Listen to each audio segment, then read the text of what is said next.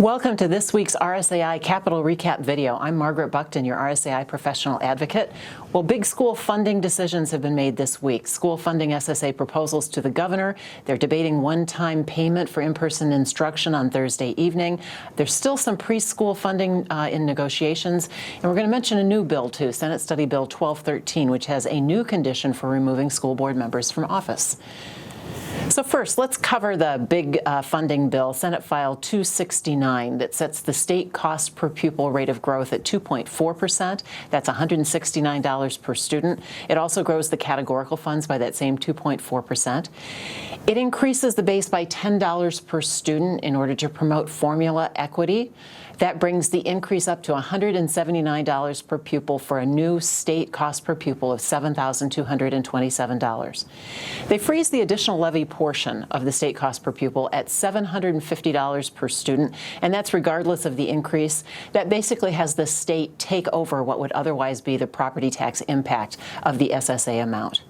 They do add just a little bit more for transportation equity program that the Senate had originally requested in order to make sure all districts are brought down to the state average of transportation expenditures per student. In the table that comes from the fiscal note on Senate File 269, you'll see all kinds of information about the cost to the state in the comparison of the 2 years. But draw your attention to the bottom line, the statewide voluntary preschool program.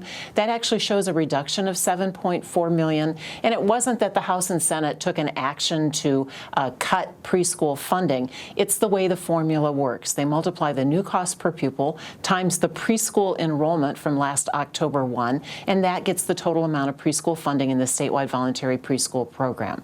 Of course, because of the COVID-19 pandemic, there were a lot of parents that decided to keep their 4-year-olds at home.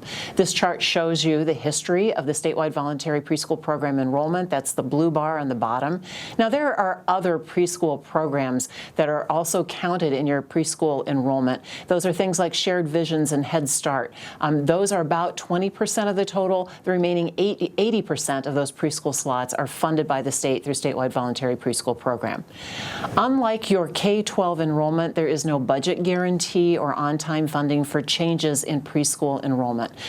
Now, how much state money is this? Not talking about the preschool amount, but in the total bill in Senate File 269, state aid was increased by $36.5 million. That's assuming current law. We fully expect and have been told that the AEA cut of $15 million will take place at the end of the session in the Standings Appropriations Bill. So you have to subtract $15 million from that total amount. The formula equity piece is another $5.8 million. The transportation funding, another $700,000.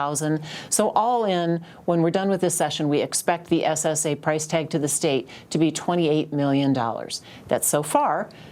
Let's fast forward to the one-time funding bill.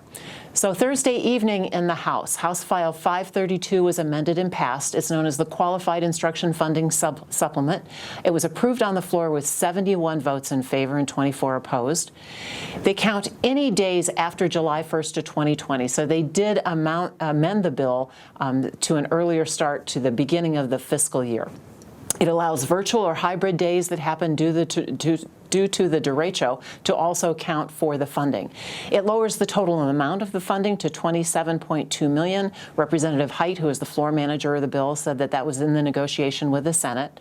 School districts will still have to report to Department of Management in 14 days following enactment of the bill how many days they have that meet the instructional time requirements.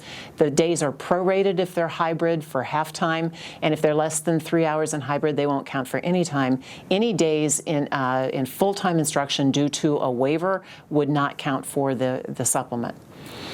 The bill will go back to the Senate. We expect that they will work on it early next week, and it is a supplemental appropriation, so will be out of the current fiscal year.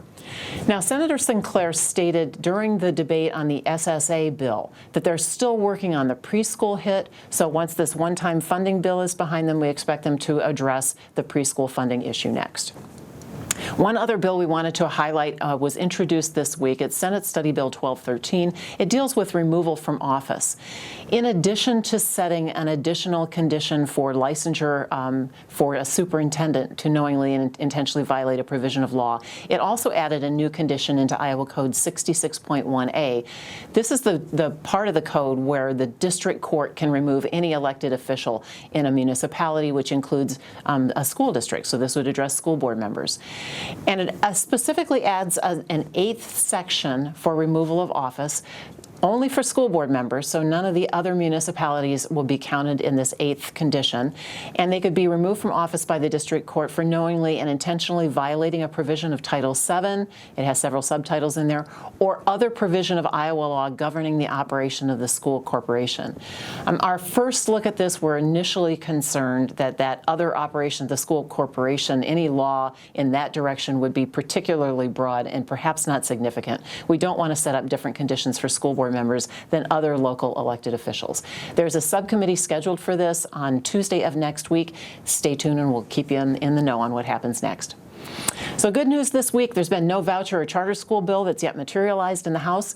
Keep in contact with weekly respectful messages to your legislators, the salient messages that are really making a difference to convince, especially those on the fence, that Iowa's bottom 5% is delivering much better results than other state schools in their bottom 5%. And there always will be schools identified no matter how much improvement we make by the way that the federal law is written. Our school could be next.